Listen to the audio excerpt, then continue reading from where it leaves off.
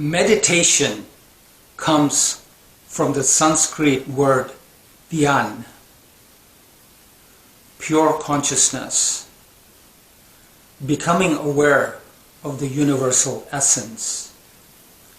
When this word traveled to Japan, it became Zen. And when it traveled to China, it became Chen. And then it had other names in different parts of the world. Meditation in today's day and age has become a very popular topic. There is the Western concept of meditation, and then there is the Eastern concept of meditation. The Western concept of meditation seems to be very goal-oriented. It seems to be materialistic. It is said that meditation has scientifically proven benefits. Is that true? Of course, it is true. Meditation can help you with your health, your physiology. It helps you to reduce stress. Meditation helps with creativity. Meditation can help with productivity. But all these benefits that the Western world talks about are still on a body-mind level. They're physical benefits, they're mental benefits, they're business benefits, they're materialistic. Meditation and yoga has become very commercialized. So imagine an entire ocean, and say we were to take one tiny drop out of that ocean. That one drop would equal to health benefits of meditation. If you take out another drop, it will equal to creativity. If you take another drop, it will equal to reducing stress.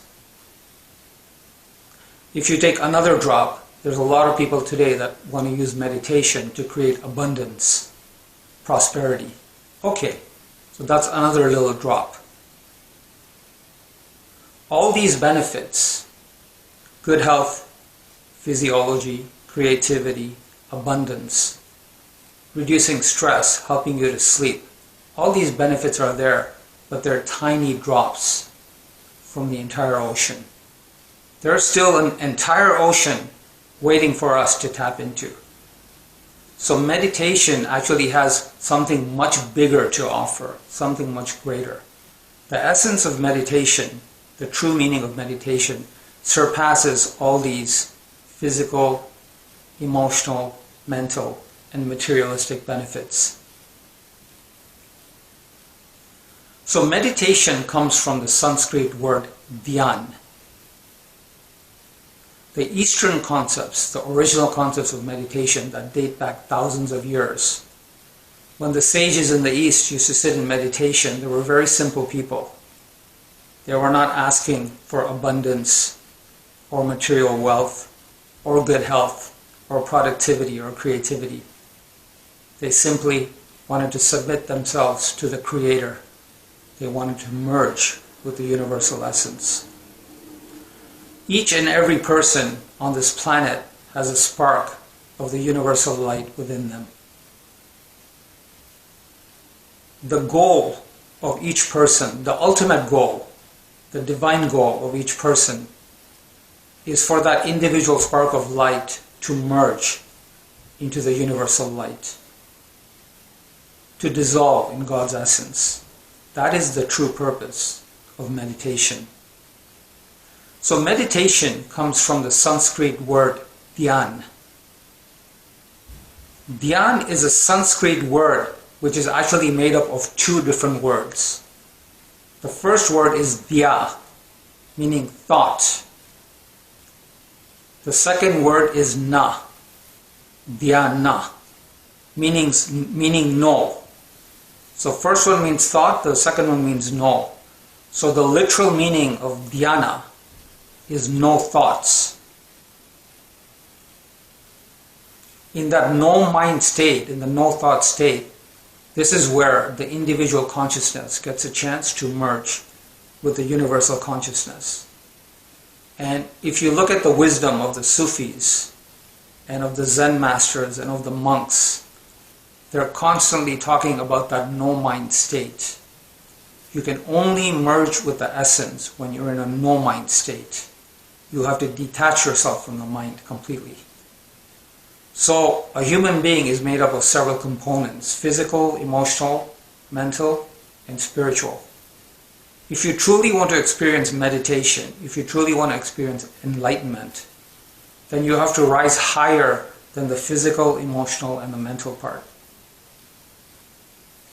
There are spiritual dimensions that are way beyond the human mind and the human intellect, but you have to separate yourself from the mind and the intellect.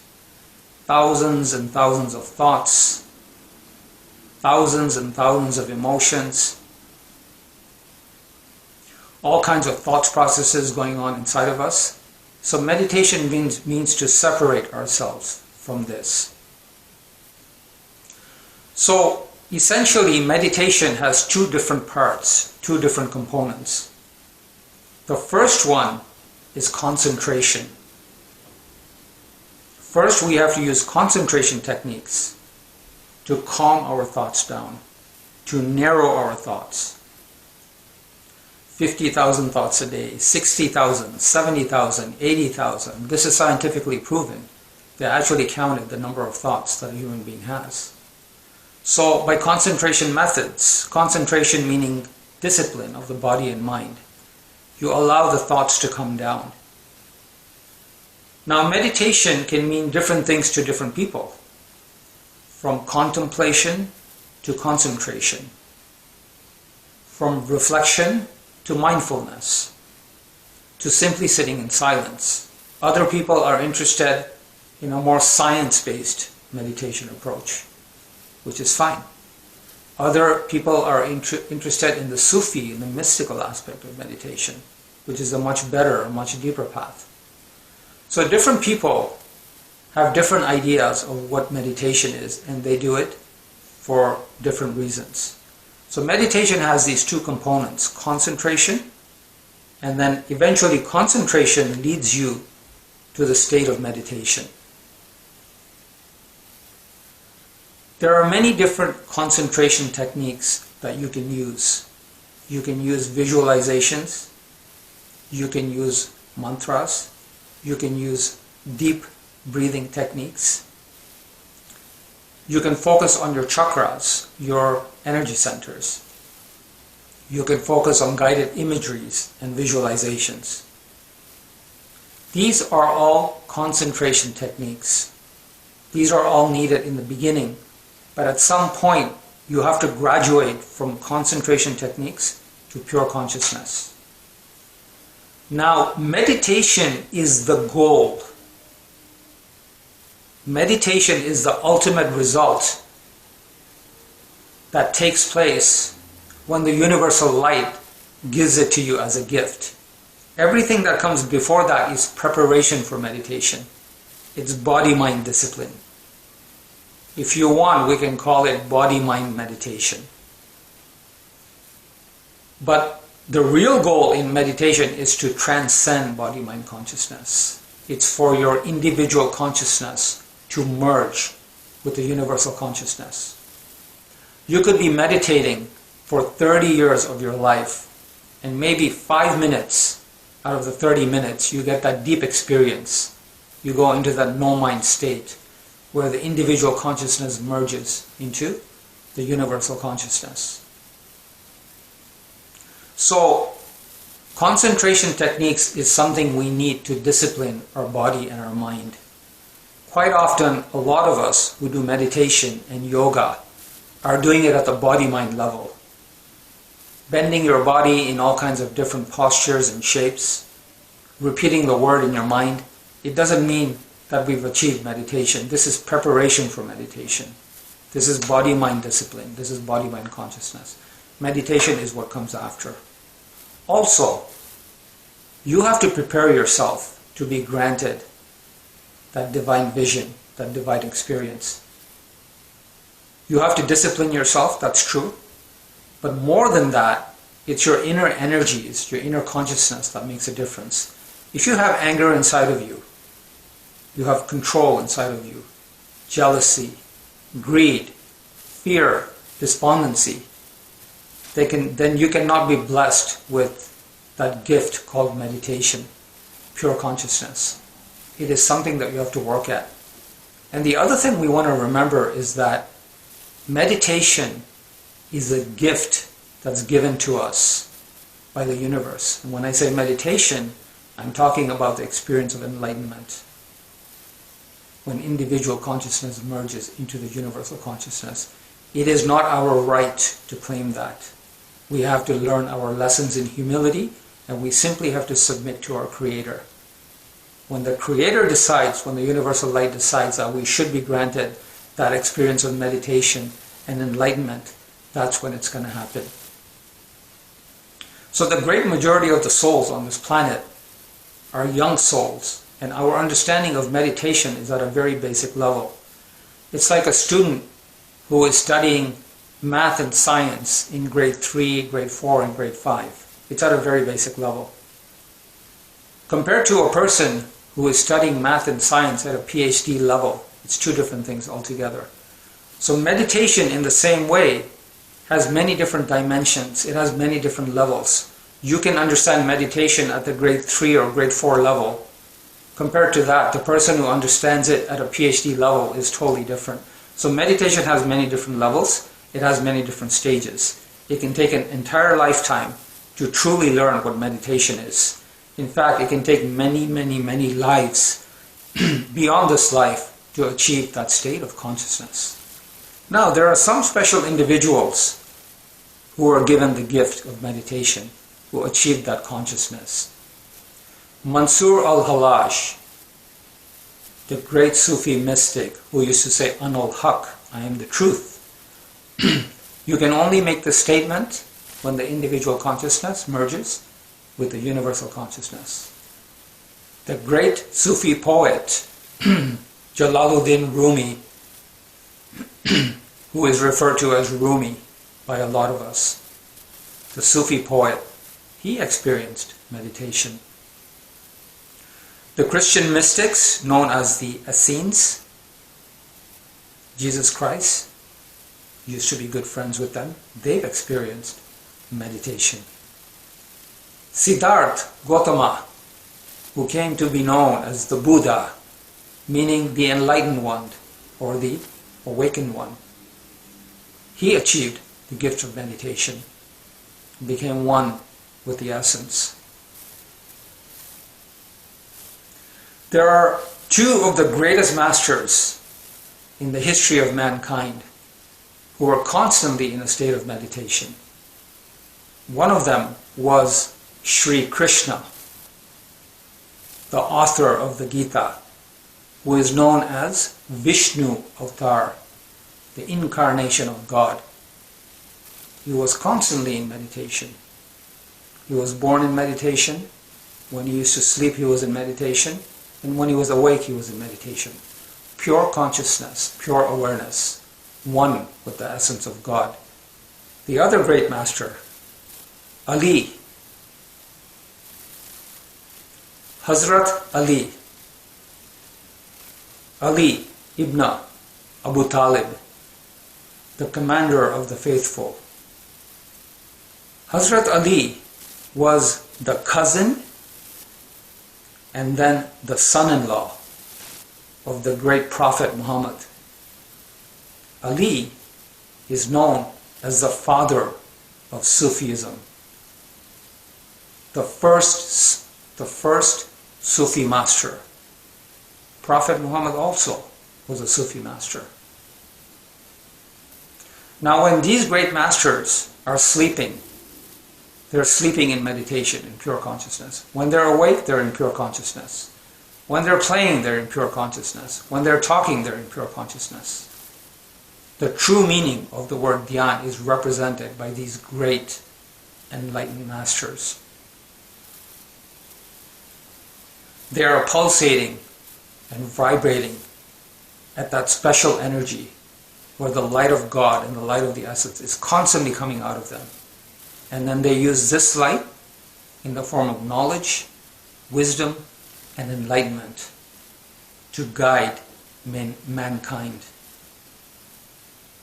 Another great master, Jesus Christ, who is the very embodiment of God's unconditional love, constantly in meditation.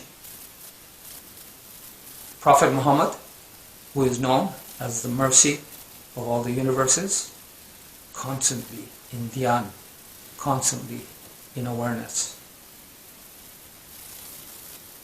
So there are always a few enlightened masters who are in that state of dhyan, meditation. And these are role models for us. That is the meditation that we are aiming to get as a gift from the universe. So meditation is something very pure and very sacred. It's something much more greater than health benefits and physical benefits and abundance. Those are toys for little children. But the great majority of us are young souls on this planet. Our aim should be to transform ourselves and to become older souls. So instead of young soul consciousness, we should strive towards old soul consciousness. Now there are many different levels of spiritual growth and enlightenment. Animal consciousness. Next stage is human consciousness. Next stage is angelic consciousness. And then there's God consciousness. So depending on our stage and our level, our understanding and definition will vary from one person to another. But our ultimate goal is to merge with the universal essence. And when we look at the greatest symbols of enlightenment and meditation, Guru Nanak, Sant Kabir, Maharishi Vyas, who was the divider of the Veda. His name also was Krishna. It was Krishna Dvaipa. And of course we have Sri Krishna, the author of the the author of the Gita, who was the incarnation of God. So from time to time, whenever there's a need for enlightened masters to come down on this planet to guide us, the divine sends them to us. But our ultimate goal in meditation is to merge with the universal essence. So we can use concentration techniques as a starting point for meditation, but eventually we have to graduate from that and go towards the essence. Now let's say, for an example, you want to go to the moon, you want to take a trip to the moon. What do you need for that? You need a space shuttle, right? So if you go in a space shuttle, it'll take you towards the moon. So the space shuttle, you can refer to that as a mantra, a concentration technique. But a mantra has two different sides to it. There's the physical and the mental part, and then there's the invisible side of the mantra, the invisible energy. The key ultimately is to become one with that invisible energy. The physical part of the mantra and the mental part, the part that you can see or the part you can understand, it can be the word, it can be a pictorial diagram, sometimes it can be associated with colors, and sometimes it can be associated with music as well. So there's the physical and mental part of the mantra, but then there's the invisible part of the mantra. So over the course of time, as you're meditating, the idea is for you to graduate from that physical and mental mantra, to let it go and to become one with that invisible energy of the mantra. That's where the essence is. So if you're traveling on a space shuttle and if you're going to the moon, once you land on the moon, the idea is to let go of the space shuttle and to start exploring the moon. But what happens is that through over-concentration techniques, you become so attached to that mantra, that word, that pictorial diagram, that when it comes time to let go of that and go towards the essence, we have trouble doing that because the mind gets attached to it.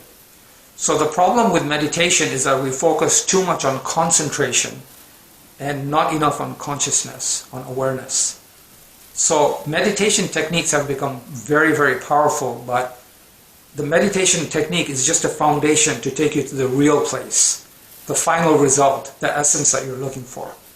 But the problem is we focus too much on the technique itself, and the end result, the enlightenment or the meditation that we're supposed to get out of it, we get lost when it comes to that. So we have to remember the ultimate goal in meditation is to lose our own consciousness into the universal consciousness. And quite often today we hear about mindfulness as well. Mindfulness is a concentration technique that is still through the mind. Right? You're aware of your surroundings, you're aware of your thoughts, you're aware of your emotions, and you want to keep them under control. But it's still operating through the mind. The basis is still the mind, the foundation is the mind.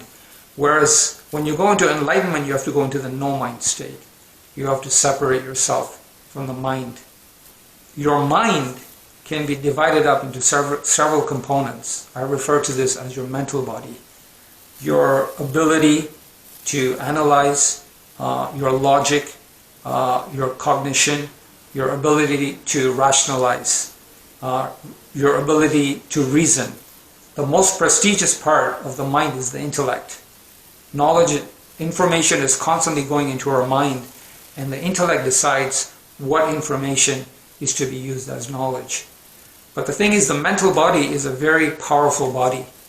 So, on the one hand, the mind, which is a tool that nature has given to you to survive in this world, and to gain knowledge, and to seek knowledge, and to work, and to train others, and so on and so forth. That very tool, the mind, has to be put aside when you're in meditation. Because the very tool that you're using for material survival is the very tool that will stop you from going into enlightenment. So the mind is a gift for material survival, but it becomes a big distraction when you're going into enlightenment, because the idea is to go into the no-mind state. And this is what the enlightened masters and the Sufis are talking about. So our ultimate goal in meditation is to merge with the universal essence.